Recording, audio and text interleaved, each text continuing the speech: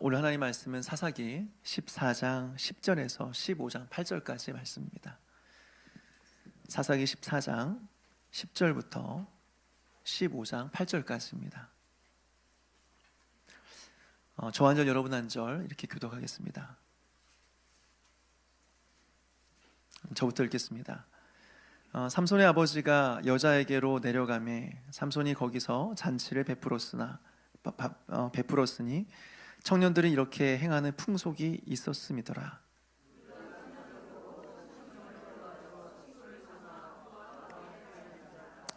삼손이 그들에게 이르되 이제 내가 너희에게 수수께끼를 내리니 잔치하는 이래 동안에 너희가 그것을 풀어 내게 말하면 내가 배옷 30벌과 겉옷 30벌을 너희에게 주리라.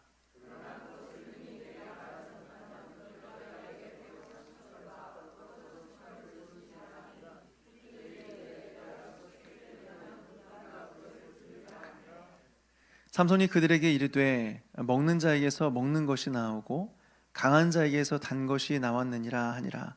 그들이 사흘이 되도록 수수께끼를 풀지 못하였더라.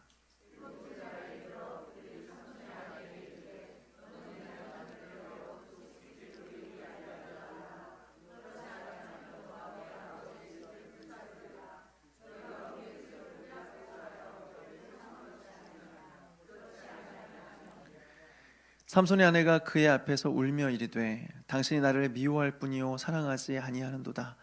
우리 민족에게 수수께끼를 말하고 그 뜻을 내게 알려주지 아니하도다 하는지라. 삼손이 그에게 이르되 보라 내가 그것을 나의 부모에게도 알려주지 아니할거든 어찌 그대에게 알게 하리요 하였으나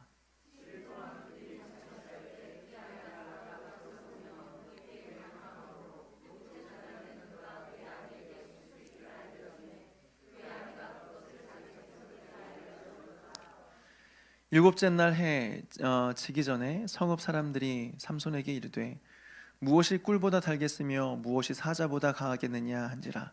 삼손이 그들에게 이르되 너희가 내 암송아지로 밭 갈지 아니었더라면 내 수수께끼를 능히 풀지 못하였으리라 하니라.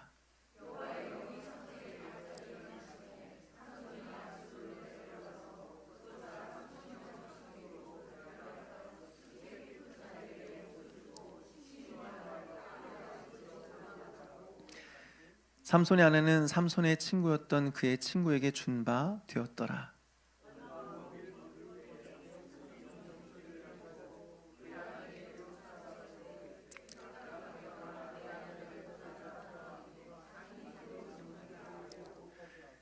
이르되 내가 그를 심히 미워하는 줄 알고 그를 내 친구에게 주었노라. 그의 동생이 그보다 더 아름답지 아니하냐 청하노니 너는 그를 대신하여 동생을 아내로 맞이하라 하니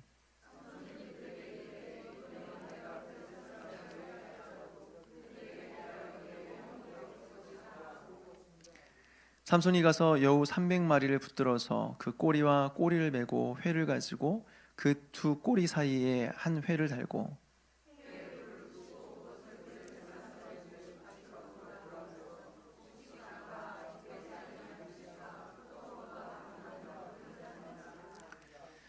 블레 사람들이 이르되 누가 이 일을 행하였느냐 하니 사람들이 대답하되 딥나 사람의 사위 삼손이니 장인이 삼손의 아내를 빼앗아 그의 친구에게 준 까닭이니라 하였더라.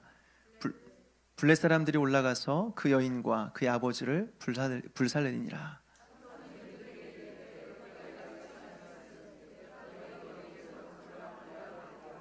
같이 읽겠습니다.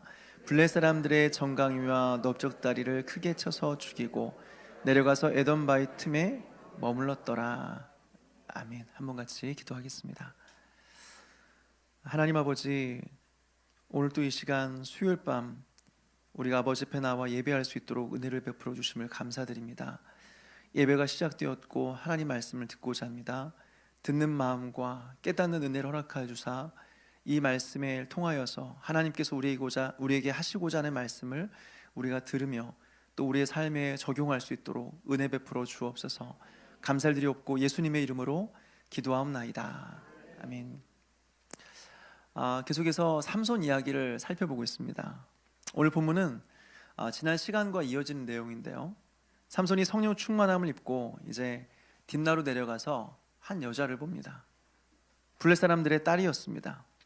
그럼에도 불구하고 삼손은 부모님께 그 여자와 결혼하게 해달라고 결혼을 허락을 요청을 했습니다. 그리고 부모는 이것을 거절하는 거죠. 이것이 지난 시간의 내용이었습니다. 오늘 우리가 읽은 이 내용을 보게 되면 삼손이 잔치를 벌이고 있어요. 이것은 아마도 결혼식 잔치였던 것으로 보이고 결국 삼손의 부모님이 결혼을 허락해 준 것으로 우리는 이제 생각하게 됩니다. 특별히 여기서 우리가 생각해 볼 것은 이 잔치가 술잔치였다는 거예요. 여기서 잔치라고 번역된 이 히브리어 단어는 미슈테라고 하는데요, 이 단어는 음식과 술을 겸한 그 축제를 의미하는 겁니다. 그런데 이러한 잔치에 삼손이 참여하고 있다고 하는 것은 뭔가 심각하게 잘못되었다는 것을 보여줍니다. 왜 그럴까요? 삼손은 나신이었습니다.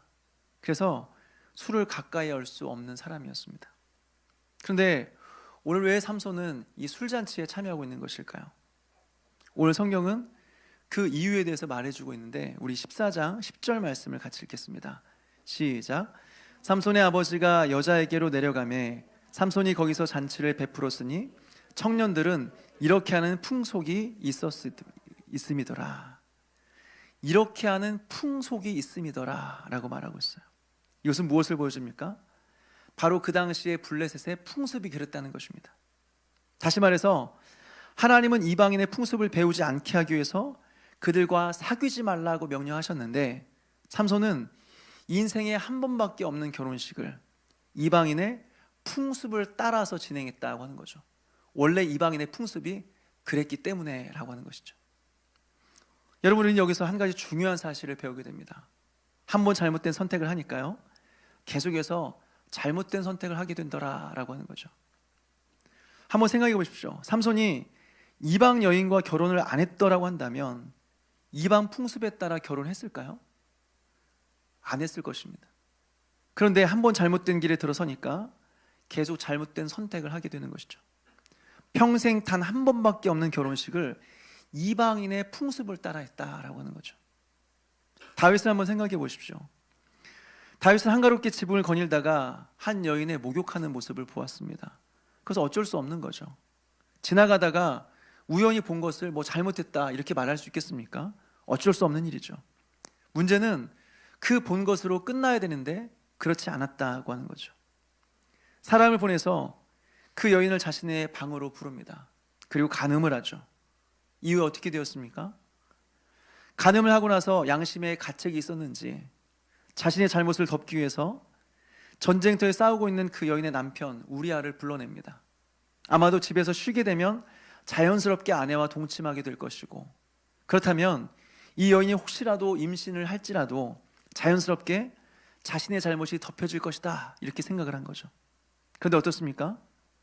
우리아는 동료들이 전쟁터에서 치열하게 싸우는데 어떻게 나만 혼자 집에서 편하게 잘 수 있느냐 생각하면서 집에 들어가지 않고 밖에서 잠을 잤어요. 그래서 다윗은 다른 계획을 세우죠. 바로 우리아를 전쟁터의 가장 치열한 곳으로 보내서 죽게 만들었다라고 하는 것입니다. 사랑하는 여러분, 무엇을 깨닫습니까? 처음부터 안 했으면 됐잖아요. 처음부터 안 했으면 됐잖아요. 처음부터 잘못된 선택을 안 했으면 이렇게 머리 굴리고 더 큰 범죄를 안 해도 됐잖아요. 그런데 한 번 잘못된 선택을 하니까 계속해서 잘못된 길을 가게 된다라고 하는 거죠. 반대로 요셉은 어떻습니까? 보디발의 아내가 계속해서 요셉을 유혹합니다. 사실 그 당시에 요셉의 나이를 정확히 알 수 없지만 10대 후반의 아주 어린 나이였어요. 확실한 것은 요셉이 너무나 젊은 나이였기 때문에 성적으로 욕구가 굉장히 많을 때였다고 하는 거죠. 그리고 보디발의 아내와 동침함으로써 종보다 훨씬 더 나은 대접을 받을 수 있는 그런 기회도 얻을 수 있는 그런 상황이었습니다. 그런데 요셉은 어떻게 했습니까? 단번에 거절하는 것입니다. 단번에 거절하고 그냥 도망가 버립니다. 여러분, 사실 이것이 정답이죠. 잘못된 것이 있다면 처음부터 거절하는 것입니다. 잘못되었다 싶으면 처음부터 선택을 안 하는 거예요. 아무리 내가 손해보는 일이 있다고 할지라도 하지 말아야 되는 거죠. 그렇지 않으면 어떻게 됩니까? 그것 때문에 우리는 계속해서 고민하게 되고 계속해서 그것 때문에 더 많은 죄를 지으며 살아가게 된다라고 하는 거죠. 오늘 삼손이 그랬습니다. 한 번 잘못된 선택을 함으로써 계속해서 잘못된 선택을 하며 살아가게 된다라고 하는 겁니다. 이어서 11절에 보니까요, 삼손의 결혼식에 여러 사람들이 찾아왔습니다. 특별히 성경은 결혼식에 참석한 30명의 사람들에게 주목하고 있습니다. 이 사람들은 어떤 사람들일까요? 삼손의 결혼식을 축하해 주기 위해서 자발적으로 참석한 사람들은 아니었습니다. 우리 11절 말씀을 같이 한번 읽어볼까요? 11절 시작. 무리가 삼손을 보고 30명을 데려와서 친구를 삼아 그와 함께 한지라. 얼핏 보면 이 블레셋 사람들이 이렇게 삼손을 배려해 주는 것으로 좀 생각이 들 수도 있어요. 블레셋의 문화에 아직 적응하지 못한 삼손을 위해서 삼손이 잘 적응할 수 있도록 친구들을 만들어줬구나, 이렇게 생각할 수도 있는 거죠.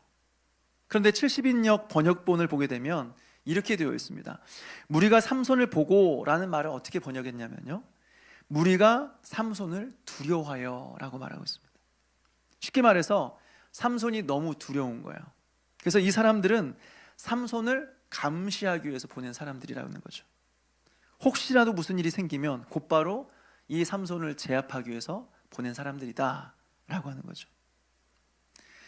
삼손은 이것을 모를 리가 없었습니다. 그래서 결혼식장 분위기가 굉장히 긴장된 그런 분위기가 되었습니다. 서로 웃고 있었지만 사실 웃는 게 아니었죠. 그래서 삼손은 이 분위기를 한번 풀어보고자 수수께끼를 제안합니다. 삼손의 수수께끼는 얼마 전에 길가에서 보았던 사자, 그리고 그 안에 들어있던 꿀에 관련된 그런 이 수수께끼였습니다. 우리 14절 말씀을 같이 한번 읽어볼까요? 14절 시작. 삼손이 그들에게 이르되 먹는 자에게서 먹는 것이 나오고 강한 자에게서 단 것이 나왔느니라 하니라. 그들이 사흘이 되도록 수수께끼를 풀지 못하였더라. 우리는 이 수수께끼에 대한 질문을 이미 알고 있죠. 바로 사자와 꿀이죠. 먹는 자와 강한 자는 사자를 말하는 것이고, 먹는 것과 단 것은 꿀을 의미하는 거죠. 그런데 나머지 사람들에게 이 수수께끼는 굉장히 어려운 것이었습니다. 왜냐하면 수수께끼는 지극히 개인적인 그런 질문이었어요. 삼손이 경험한 지극히 개인적이고 매우 독특한 경험에서 나온 그런 수수께끼 때문에 일반 사람들은 도저히 맞출 수 없는 그런 질문이었습니다. 그런데 블레셋 사람들은 그 문제를 맞추겠다고 도전하죠. 왜요? 생각보다 상금이 컸어요. 삼손이 수수께끼를 맞춘 사람들에게 제안한 상품이 뭐였느냐? 베옷 30벌과 겉옷 30벌을 제안했습니다. 지금 돈으로 환산하면 얼마인지 정확히 알 수는 없겠지만 그 당시 배경으로 봤을 때 굉장히 값비싼 것들이었습니다. 그래서 그것을 얻고자 수수께끼를 푸는 거죠. 시간이 지나면서 예상했던 문제가 생깁니다. 블레셋 사람들이 아무리 생각해도 답을 찾을 수가 없는 거예요. 그럼 어떻게 됩니까? 자신들이 삼손에게 베옷 30벌과 겉옷 30벌을 줘야 되는 상황이 생기는 겁니다. 그래서 30명의 사람들이 이 삼손의 아내에게 찾아와서 위협하기 시작합니다. 이 15절 말씀이에요. 우리 15절 말씀을 같이 읽겠습니다. 시작. 일곱째 날에 이르러 그들이 삼손의 아내에게 이르되 너는 내 남편을 꾀어 그 수수께끼를 우리에게 알려달라 하라. 그렇지 아니하면 너와 내 아버지의 집을 불사르리라.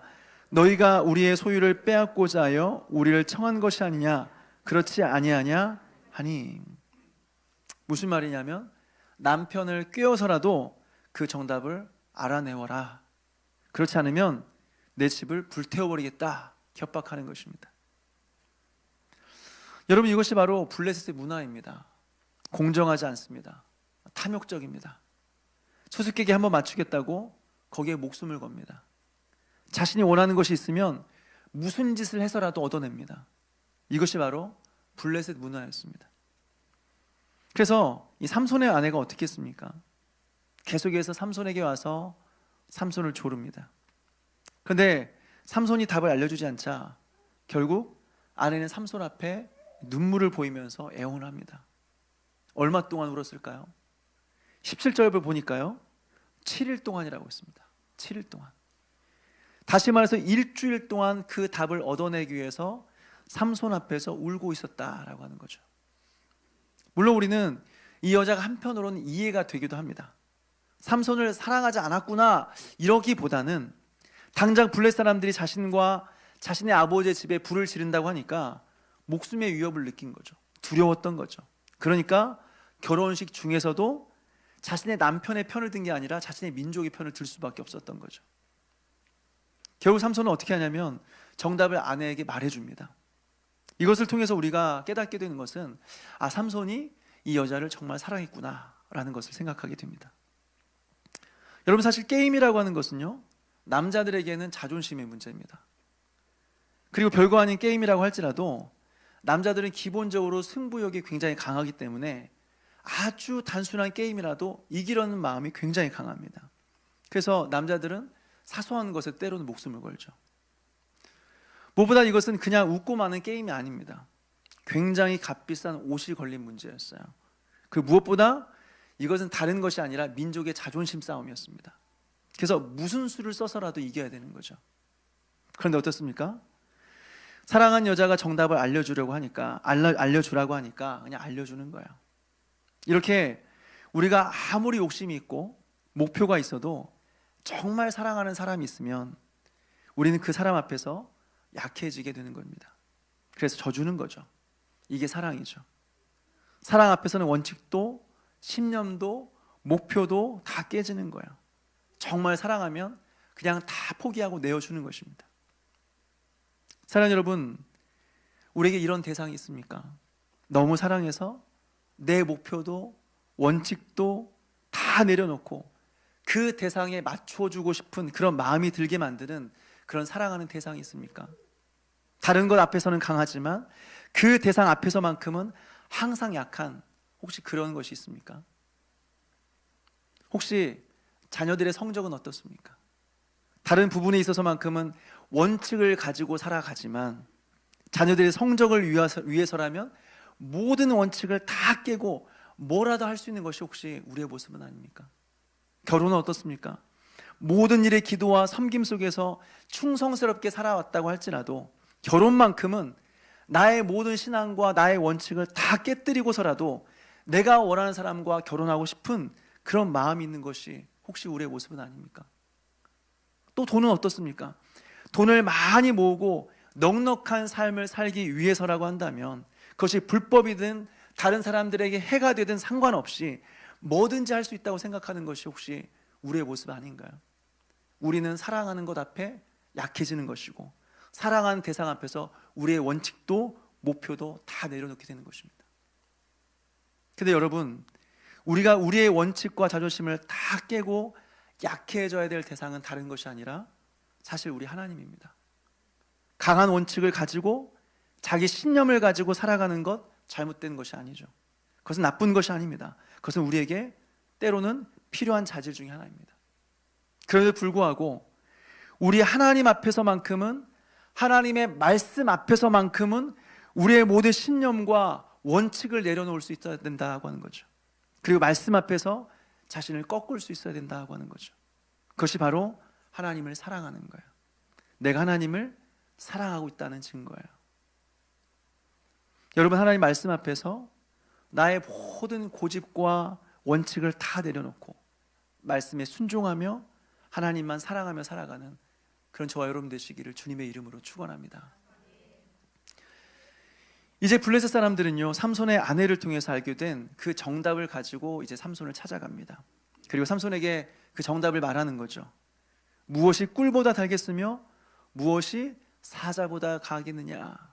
정답은 꿀과 사자다, 이렇게 말합니다. 바로 삼손의 수수께끼를 정확하게 맞춘 거죠. 이에 삼손은 어려운 수수께끼를 맞춘 것에 대해서 깜짝 놀란 게 아니라 이제 화를 내기 시작합니다. 왜 그럴까요? 이 문제는 세상에서 삼손 혼자밖에 풀 수 없는 문제입니다. 근데 블레셋 사람들이 맞췄다는 것은 무엇을 의미하는 거죠? 자신의 아내를 통해서 정답을 알아냈구나, 이것을 알게 된 겁니다. 그래서 삼손이 뭐라고 말하냐면요, 너희가 내 암송아지로 밭갈지 아니었더라면 내 수수께끼를 능히 풀지 못하였으리라. 내 아내를 통해서 알아낸 거지 너희들은 알아낼 수가 없어. 내 아내 때문에 맞춘 거야 라고 하는 거죠. 그래서 삼손은 화가 나서요, 약속한 배옷 30벌과 겉옷 30벌을 다른 사람들에게 빼앗아서 줍니다. 아마도 그 사람들을 죽이고 빼앗은 것 같아요. 그것을 블레셋 사람들에게 갖다 주고 화가 난 삼손은 자신의 아버지 집으로 돌아와 버립니다. 여기까지 보게 되면 이게 뭔가, 이게 지금 무슨 내용인가 이런 생각이 듭니다.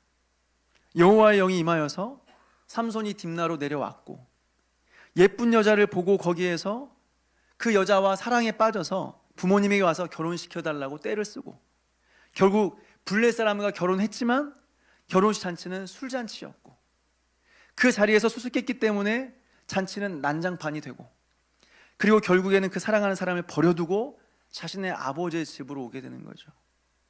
완전히 난장판이에요, 난장판. 그러나 오늘 성경은 우리에게 중요한 한 가지 사실을 우리에게 가르쳐주고 있습니다.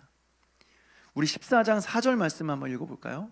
14장 4절입니다. 시작. 그때 블레셋 사람이 이스라엘을 다스린 까닭에 삼손이 틈을 타서 블레셋 사람을 치려 함이었으나 그의 부모는 이 일이 여호와께로부터 나온 것인 줄 알지 못하였더라. 이 일이 여호와께로부터 나온 것인 줄은 알지 못하였더라. 무슨 말일까요? 삼손의 부모는 의식을 전혀 못했지만 이 모든 일들은 여호와 하나님으로부터 나온 일이다 라고 하는 것입니다. 하나님께서 이스라엘 백성들을 구원하시기 위해서 이 모든 일들을 계획하시고 허락하셨다라고 하는 것이에요. 여러분, 여기서 우리는 무엇을 깨닫습니까?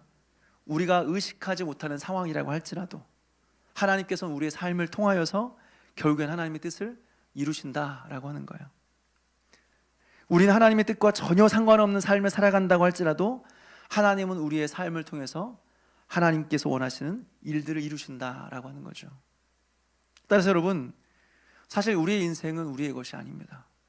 하나님의 뜻을 이루기 위한 우리의 인생은 도구다라고 하는 거죠. 물론 하나님의 뜻을 이루는 도구라고 하더라도 모든 사람들이 다 선한 도구로, 좋은 도구로만 쓰여지는 것은 아닙니다. 애굽 왕 바로를 보십시오. 바로 같은 경우는 하나님께 쓰임을 받았던 인물이기도 하지만 악한 도구로 쓰임받았던 그런 인물입니다. 만약 바로가 없었다고 한다면 애굽의 10가지 재앙을 통하여서 아마 하나님의 위대하심을 드러내지 못했을 거야. 그런데 바로의 강팍한 마음이 있었기 때문에 하나님께서 바로의 마음을 강팍하게 하신 것이 아니라 하나님께서 바로의 강팍한 마음 그대로를 내버려 두심으로 말미암아 그를 통하여서 하나님의 위대한 일을 이루셨다라고 하는 거죠. 그러니 여러분, 하나님의 뜻을 이루는 데 있어서 우리가 사용됐다는 자체가 중요한 것은 아닙니다. 중요한 것은 우리가 어떤 일에 쓰임받았는가, 이게 중요한 거죠. 어떤 사람들은 하나님의 악한 목적을 이루기 위해서 하나님의 심판의 도구로 사용되기도 하고 어떤 사람들은 하나님의 선한 목적을 이루는 데 쓰임받기도 한다라고 하는 것이죠. 여러분, 우리는 하나님의 선한 목적을 이룬 일에 쓰임받는 그런 저와 여러분 되시기를 주님의 이름으로 축원합니다. 이어서 15장 1절을 보니까요, 삼손이 염소 새끼를 가지고 자신이 결혼한 아내의 집으로 이제 옵니다.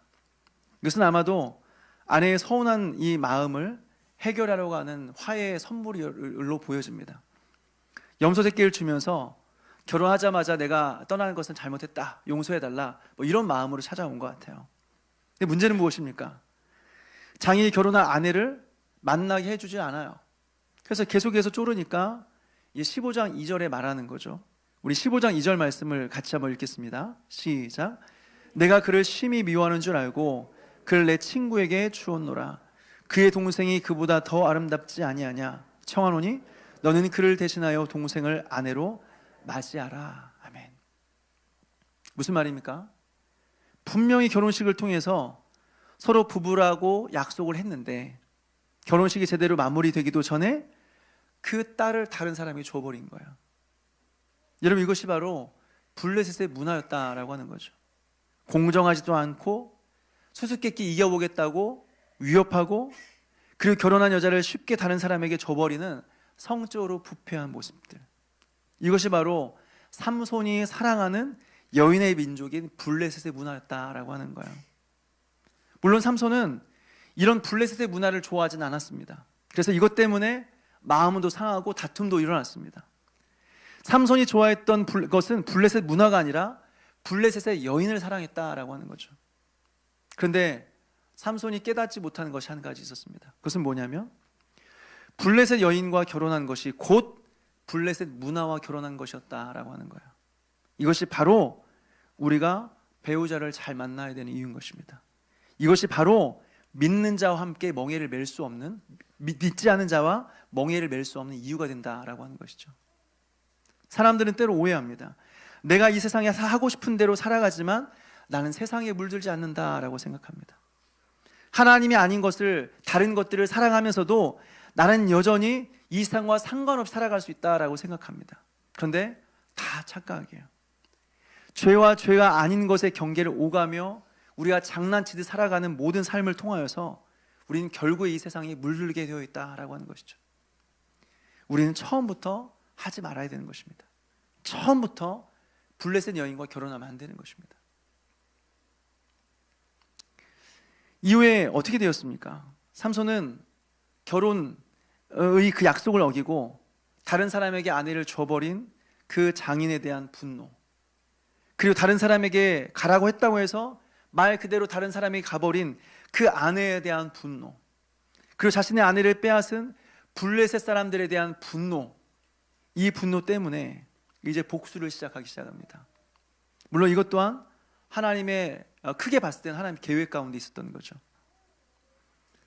이제 삼손은 여우 300마리를 잡습니다. 잡아와서 2마리씩 꼬리를 묶었습니다. 그리고 꼬리 사이에 횃불을 붙이고 불을 붙였습니다.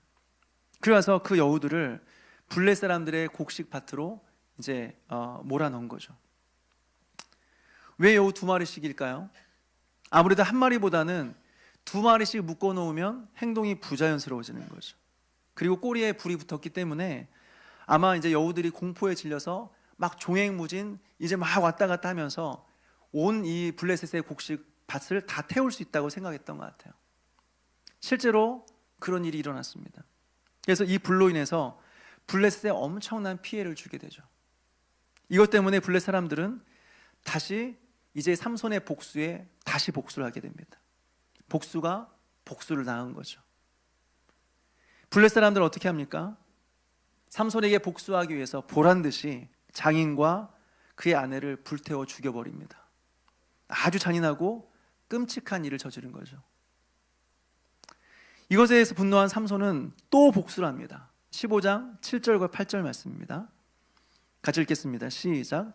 삼손이 그들에게 이르되 너희가 이같이 행하였은즉 내가 너희에게 원수를 갚고야 말리라 하고 블레셋 사람들의 정강이와 넓적다리를 크게 쳐서 죽이고 내려가서 에단 바위 틈에 머물렀더라. 몇 명인지 우리는 알 수 없습니다. 그러나 확실한 것은 삼손이 상당히 많은 사람들을 또 복수를 하면서 죽인 거죠. 이로 인해서 어떤 결과가 있었습니까? 하나님은 삼손의 이 일을 통하여서 이스라엘 괴롭힌 블레셋을 심판하신 것이죠. 본인은 의식하지 못했다고 할지라도 하나님은 삼손을 사용하셨고 삼손은 하나님의 위대한 일에 쓰임받게 됩니다. 그러나 여기서 아쉬운 부분이 있어요. 뭐냐면 삼손이 아무리 결과적으로 하나님의 위대한 일에 쓰임받았다고 할지라도 여전히 개인의 복수를 뛰어넘지는 못했다라고 하는 겁니다. 얼마든지 위대한 일에 쓰임받을 수 있었던 삼손이었지만 그것에는 아무런 관심이 없고 평생 개인의 복수에만 자신의 모든 능력과 시간과 은사를 허비하며 살았다라고 하는 것입니다. 여러분, 이 말씀 앞에서 우리의 인생을 좀 돌아보았으면 좋겠습니다. 예전에 설교 중에 이런 이야기를 들은 적이 있어요. 한 사람이 있었는데 이 사람이 어렸을 때 화장실이 하나밖에 없었대요. 근데 자신의 집에 화장실이 하나가 아니라 이 동네에서 여러 집이 살고 있었는데 여러 집들이 사용하는 화장실이 하나였대요. 그러니까 아침마다 화장실 앞에서 줄을 서서 사람들이 기다리는 거죠. 그러니까 이 사람이 이것이 평생 한이 되었어요. 나중에 성공하고 돈 벌면 진짜 집에 화장실 있는 집을 내가 살아야겠다, 이런 마음을 가지고, 목표를 가지고 평생 열심히 일하고 돈을 많이 모아서 결국에는 화장실 있는 집을 사게 되었어요. 그런데 식구가 많아졌어요. 그리고 아이들이 크다 보니까 이제 화장실을 하나로는 도저히 안 되는 거죠. 그러니까 마음에 또 소원이 생겼습니다. 화장실 2개 있는 집, 화장실 2개 있는 집으로 이사를 가고 싶다. 이게 내 평생 소원이다. 그래서 또 열심히 일을 했습니다. 그래서 돈을 많이 벌었어요. 그리고 결국에는 화장실 2개 있는 집으로 이사를 가게 되었다고 하는 거죠. 그리고 보니까 자기 나이가 70이 되었더라라고 하는 거예요. 다시 말해서 한평생 열심히 살고 돈을 벌면서 살아왔는데 내 인생을 어떻게 살아왔나, 70년의 인생 동안 내가 뭘 했나 봤더니 화장실 2개 있는 집 얻은 거 말고는 한 게 없더래요. 여러분, 이렇게 어떤 사람들은 평생 자신을 불편하게 하는 것과 싸우며 살아갑니다. 어떤 사람들은 다른 사람들과 비교하면서 평생 자신의 열등감과 싸웁니다. 어떤 사람들은 자신의 외모와 싸우고, 어떤 사람들은 자신의 학벌과 싸우고, 어떤 사람들은 자신의 가정 배경과 싸우고 살아가죠. 그래서 얻은 게 무엇이에요? 아무것도 없는 것입니다.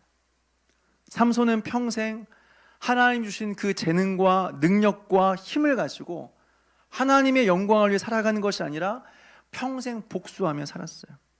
그 결과 수많은 사람들을 죽였어요.